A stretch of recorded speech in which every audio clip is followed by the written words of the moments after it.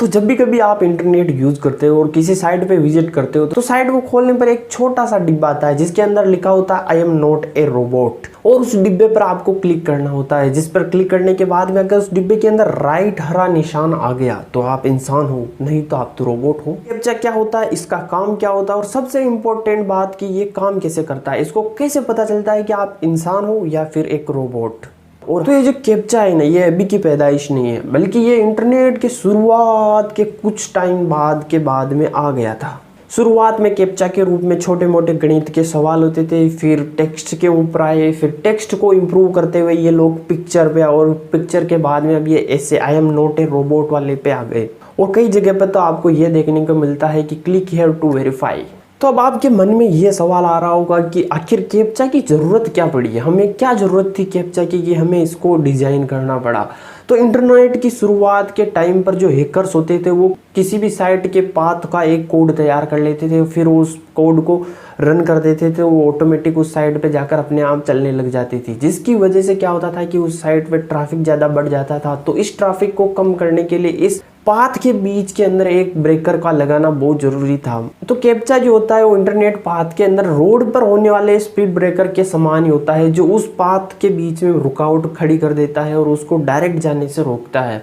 तो भाई साहब इस तरह अपना कैप्चा आया अस्तित्व में, जिसका फुल फॉर्म ये होता है। क्या होता है इसका फुल फॉर्म? बड़ा ही लंबा नाम है, देख के बोलना पड़ेगा। Completely automated public Turing test to tell computers and human apart. इसका short and sweet Hindi translation ये होगा कि ऐसा टेस्ट जो ह्यूमन और कंप्यूटर्स में भेद कर सके। शुरुआत में कैप्चा का उपयोग सन 2000 के अंदर लुइस वॉन ने अपने लॉगिन पेज को सिक्योर करने के लिए किया था, और फिर इसी का उपयोग 2001 के अंदर पेपाल ने अपने इलीगल ट्रांजैक्शंस को रोकने के लिए किया था। और कैप्चा अभी रिकैप्चा के नाम से गूगल के द्वारा ओन्ड किया जाता है। कैप्चा के कई सारे प्रकार होते हैं, जिसमें सबसे सिंपल और सबसे पहला है सिंपल मैथ प्रॉब्लम कैप्चा, जिसके अंदर आपको कई सारी मैथ प्रॉब्लम दी जाती है जो बहुत ही ज़्यादा सिंपल होती है, जैसे 8 - 5 कितना होगा, 2 + 3 कितना होगा। कंप्यूटर्स का क्या होता है कि वो इन कैलकुलेशन को, अगर उनकी कोडिंग नहीं हो तो कंप्यूटर से इन कैलकुलेशन को नहीं कर सकता है, लेकिन ह्यूमंस के सामने ऐसी कोई प्रॉब्लम नहीं होती है, वो सीधा कैलकुलेशन करके उस कैप्चा को सोल्व कर देता है। लेकिन जैसे जैसे टेक्नोलॉजी बढ़ी ये तरीका फेल होता गया, तो इसको इम्प्रूव करते हुए वर्ड कैप्चा नाम का एक कैप्चा लाया गया, जिसके अंदर क्या होते हैं, वर्ड होते हैं, उनको टेढ़ा मेढ़ा करके ऊपर नीचे करके यहाँ वहाँ लटका दिया जाता था, और फिर उसको पहचानने के लिए कहा जाता था।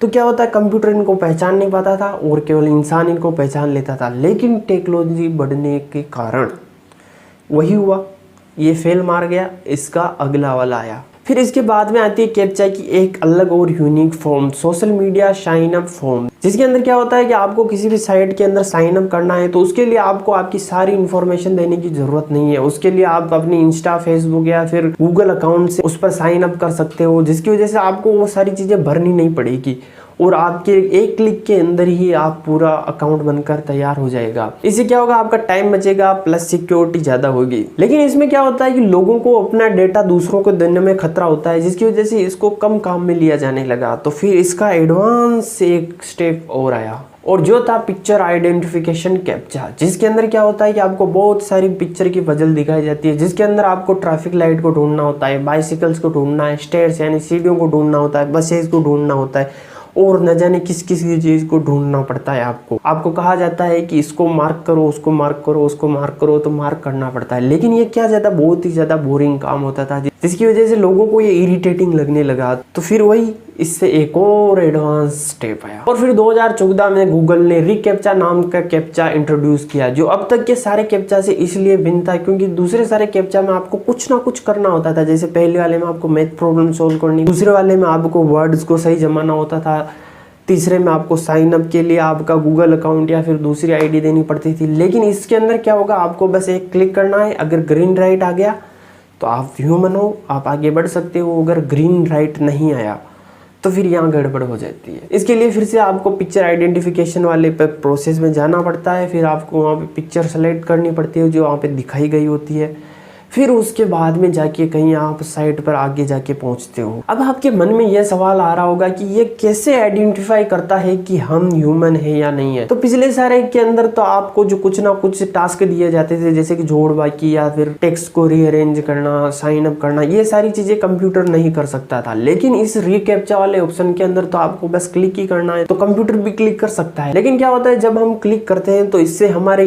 कर्सर की मूवमेंट को नोटिस किया जाता है, हमारे आईपी को नोटिस किया जाता है, हमारे आसपास जितने सारे सेल फोन है उनके अंदर क्या चल रहा है उसको डिटेक्ट किया जाता है, और हमने इस पेज पे आने से पहले क्या चीज देखी उस चीज को डिटेक्ट किया जाता है। और इतनी सारी कॉम्प्लिकेटेड एआई के बाद में यह बताया जाता है कि आप रोबोट हो या नहीं। और इसके बाद में भी अगर आपको रोबोट बता दिया जाता है तो आपको पिक्चर आइडेंटिफिकेशन वाला तो करना ही पड़ेगा। और अब क्या धीरे धीरे ये भी थोड़ा बहुत बोरिंग होने लग गया, तो इसको और भी ज्यादा इंटरेस्टिंग बनाने के लिए बस इसकी जगह केवल ये लिखा आता है क्लिक हियर टू वेरीफाई। पहले तो इस कैप्चा को केवल ट्रैफिक को कम करने के लिए ही इंट्रोड्यूस किया गया था, लेकिन फिर समय के चलते इसको ऑफर्स को सभी के साथ में बांटने के लिए काम में लिया जाने लगा। जैसे कि अमेज़न पर कोई ऑफर चल रहा है जिसका फायदा आपको उठाना है, तो आप क्या करोगे, उसके अंदर जाओगे, उसके लिए आपको टाइम लगेगा, फिर आप ऑफर को सेलेक्ट भी करोगे, फिर उसको सेलेक्ट करने के बाद में ऑर्डर करोगे, तो उसमें क्या एक टाइम लगता है। लेकिन अगर आपके पास में एक शॉर्टकट पाथ हो जो आपने पहले ही कोड किया हो, तो आप क्या करोगे, उस कोड को रन कर दोगे और जैसे ऑफर शुरू होगा और आप वो सारे सामान खरीद लोगे बिना